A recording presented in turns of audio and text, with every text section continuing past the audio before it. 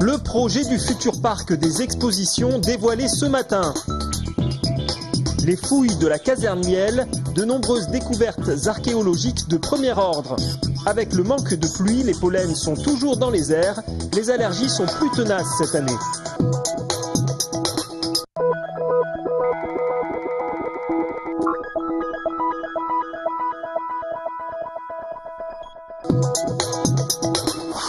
Le profil du futur parc des expositions de Toulouse commence à se dessiner. C'est l'équipe d'architectes Doma qui a remporté le projet. Le bâtiment devrait s'ériger sur les communes d'Aussonne et Beauzelle, en écho au hangar de l'A380.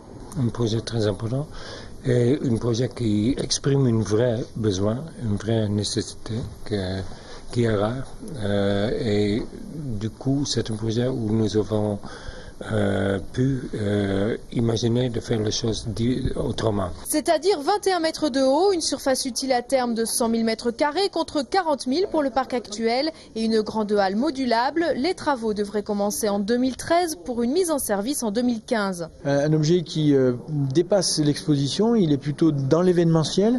Il a une grande rue, mais surtout une galerie qui permet au-dessus d'avoir ce qu'on appelle des parkings en silo. Donc ça veut dire qu'on n'a pas ces étendues de parking qui mangent du territoire. L'addition s'élève à 191 millions d'euros, plus 40 millions pour les travaux d'accès au site.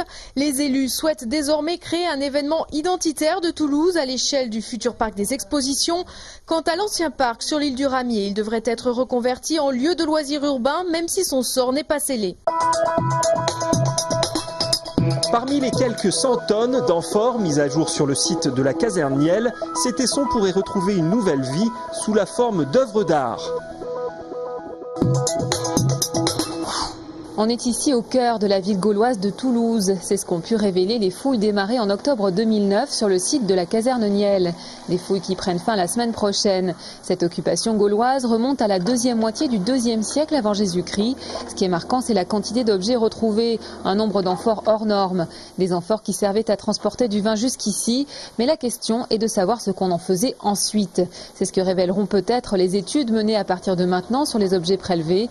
On sait déjà que sur ce site, des zones étaient réservées à des activités comme la métallurgie. Puis ici, derrière, ça se voit plus, une zone plus domestique. Donc certainement que nous avons dans ce coin-là un quartier d'habitation. Avec une série de bâtiments et marqués par une céramique de table, marqués par des vases de stockage, des choses comme ça qui évoquent plus volontiers un habitat. Au printemps prochain, le musée Saint-Raymond devrait proposer une exposition des vestiges retrouvés baptisée Brut de fouilles. Ce geste, 30% des Français le font au quotidien depuis l'arrivée des beaux jours. La faute à la rhinite allergique ou rhume des foins. Ça me fait beaucoup éternuer, ça picote les yeux, ça me gratte la gorge. C'est plutôt handicapant. Du coup, je vis avec un paquet de mouchoirs sur moi. Si certains préfèrent combattre leur allergie avec les conseils d'un pharmacien, d'autres n'hésitent pas à consulter tant les symptômes peuvent être handicapants. D'ailleurs, depuis le début de l'été, le docteur Abou traite 2 à 3 cas de rhinite par jour, une moyenne plus importante que d'ordinaire. Cette année, non seulement il y a eu, comme chaque année, son lot de rhinite allergique, mais elle est un peu plus longue parce que cette année l'exposition pollinique est un peu plus importante et on peut aussi noter que les symptômes sont un peu plus importants puisque comme il a très peu plu, il y a eu très peu d'accalmie en fait, j'ai envie de dire dans l'air allergique. Alors pour profiter du beau temps à l'air pur, munissez-vous d'un bon traitement, gouttes pour les yeux, pour le nez, antihistaminique, autant de remèdes à se procurer en pharmacie. Et si les symptômes persistent, se faire prescrire un anti-allergique chez un médecin. Attention sécheresse, la préfecture interdit depuis hier entre 10h et 16h tout prélèvement d'eau à usage agricole dans les petits affluents de la Garonne. Pour ce qui est de l'eau potable, pas de restriction pour l'instant, sinon une demande aux usagers d'économiser l'eau pendant les heures chaudes. Suite pénale de l'affaire des irradiés de Rangueil, les juges chargés du dossier ont estimé, après étude, qu'il n'y avait pas matière à renvoyer quiconque devant les tribunaux. Les associations de victimes se disent révoltées par cette décision.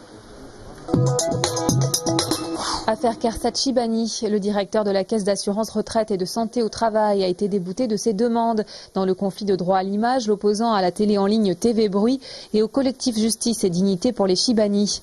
Les Shibani, ces vieux migrants maghrébins arrivés sur le sol français dans les années 50.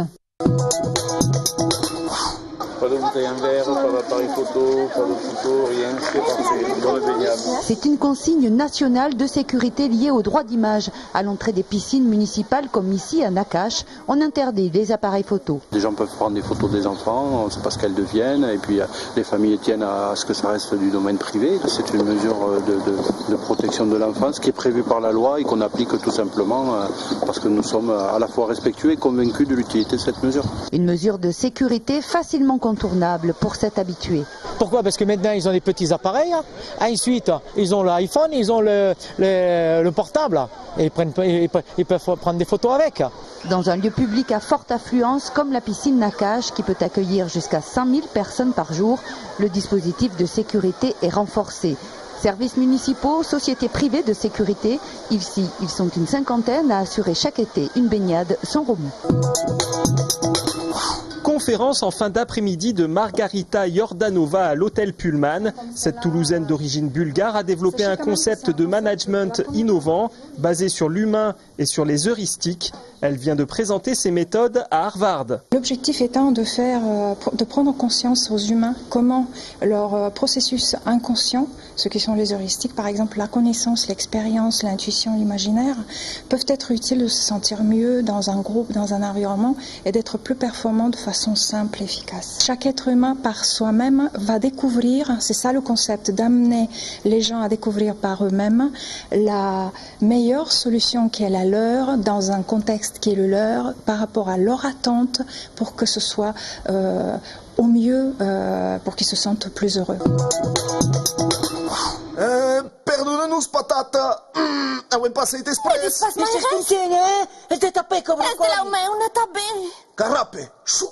Et oui, c'est de l'occitan, le film de Damien Louche-Pellissier, Patate et le jardin potager, autrement dit Patata y los Amics del Hort, est diffusé gratuitement sur le site du Conseil régional Midi-Pyrénées et d'Aquitaine dans le cadre de la politique de valorisation de la culture et de la langue occitane.